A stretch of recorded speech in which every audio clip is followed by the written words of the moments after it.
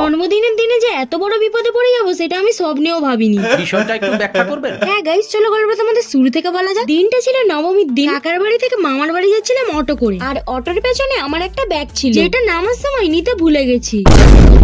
যতক্ষণে ব্যাগটার কথা মনে পড়েছে অটোটা ততক্ষণে হাওয়া। বেশ, তারপর আর কি কাঁধে কাঁধে মুখ করে দাদাকে নিয়ে বেরিয়ে পড়লাম ব্যাগটা খুঁজতে। ব্যাগটা না খুঁজে পাওয়ায় চলে এলাম বড় মাসির বাড়িতে। আর আজ যেহেতু দাদার জন্মদিন পালন করছিল তাই আমি আসতে মাসি আমার জন্য পায়েস করে দিল। যাই হোক, ভিডিওতে আমি যতই হাসি মুখ দেখাই না কেন ব্যাগটা নিয়ে কিন্তু আমি হেভি টেনশনে ছিলাম। অনেক টাকার জিনিসপত্র ছিল ওতে। ভাগ্য ভালো ছিল যে ব্লগের জন্য ক্লিপ নিয়েছিলাম, ওতে অটোওয়ালাটাকে দেখা গেছে। অটোওয়ালাটা সারাদিন খোঁজ নিয়ে সন্ধ্যা হতে জামাইবাবুকে নিয়ে চলে গিয়েছিলাম অটোওয়ালাদের বাড়িতে। ওনার কাছ থেকে ব্যাগটা নিতে প্রাণে যেন একটু ধর এলো। এই ব্যাগটার জন্য সারাদিন ছুটতে হয়েছে। দোষটা যদিও বা আমারই ছিল। এই একটা ছোট্ট ভুলে যাওয়ার কারণে বার্থডে দিনটাই মাটি হয়ে গেল। এরপর রাত্রেবেলা ঠাকুর দেখতে বেরিয়ে বার্থডে সেলিব্রেশনে অনেক মজা করেছিলাম। সেটা নেক্সট মিনি ব্লগে আসতে চলেছে, সেটা দেখার জন্য সাবস্ক্রাইব বাটনটা ভেঙে দিও। বাই।